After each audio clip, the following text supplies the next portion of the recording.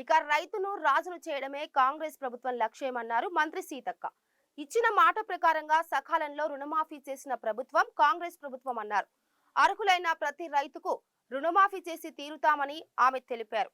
పర్వతగిరి మండలం చౌటపల్లి సొసైటీ పరిధిలో 60 లక్షలతో నిర్మించిన గోదాంలను, 1,40,00,000 రూపాయలతో నిర్మించిన సొసైటీ భవన కార్యాలయాలను, 13 లక్షల రూపాయలతో చేపట్టనున్న పలు అభివృద్ధి పనులకు మంత్రి సీతక్క శంకుస్థాపన చేశారు. బిడ్డలకు నీడ ఇవ్వాలి, అది మన కనీస బాధ్యత. ఇది ఇందిరమ్మ కళ. ఇందిరమ్మ కూడా ఆనాడు పక్కా ఇల్లు, అది చిన్నయా పెద్దయా అని కాదు, ఆ రోజు ఎక్కడ స్థలం ఉంటే అక్కడ అవకాశం ఇచ్చి పేదోళ్లకు ఇల్లులు కట్టించినటువంటి ఘనత ఇందిరమ్మది. ఆ తర్వాత వైఎస్ఆర్ గారి హయాంలో కూడా, ఆ తర్వాత కూడా మరి పెద్ద ఎత్తున ఇందిరమ్మ ఇల్లు ఇచ్చినాం. ఇప్పుడు మళ్ళీ అదే స్కీమ్లను, ఇందిరమ్మ ఇళ్లను పెరిగినటువంటి ధరలకు అనుగుణంగా 5 లక్షలతోటి నిర్మించబోతున్నాం. కాబట్టి మీరందరూ కూడా రాబోయేటువంటి కాలంలో ఖచ్చితంగా ఎప్పటికీ కాంగ్రెస్ పార్టీకి అండదండగా మాకు తోడుగా ముందుకు నడిపించండి.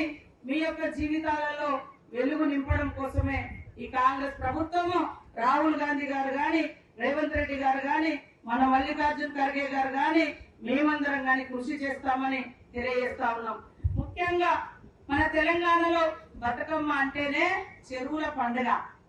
చెరువుల దగ్గర పూజలు చేసుకునే పండుగ, ఆటలాడుకునే పండుగ, చెరువులకు ఒక రకంగా పూజించుకునే పండుగ. పూలతోటి, పూలను పేర్చుకొని, మరి ఎందుకంటే ఇందాక చెప్పిండు బతుకమ్మ ఇక్కడ పుట్టిందని. బతుకమ్మ ఎక్కడ పుట్టిందంటే చెరువు గట్లకు, చెరువులో ఉన్నటువంటి తెలంగాణ ప్రాంతం.